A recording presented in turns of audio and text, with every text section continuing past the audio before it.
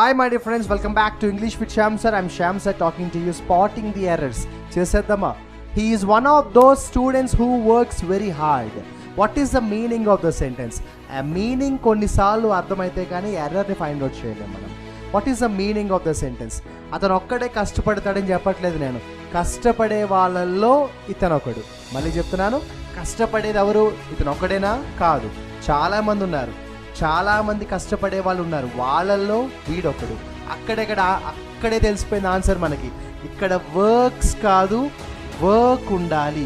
ఇక్కడ ఎందుకు వర్క్ ఉండాలి అంటే ఇక్కడ కష్టపడేది చాలామంది. అంటే ఇక్కడ సబ్జెక్ట్ ఎవరు అవుతారు?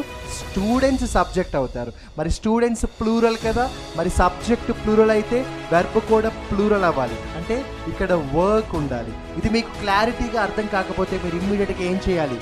కాంకర్డ్ అనే ఒక బ్యూటిఫుల్ టాపిక్ ఉంటుంది, ఆ టాపిక్ వెంటనే నేర్చుకోవాలి.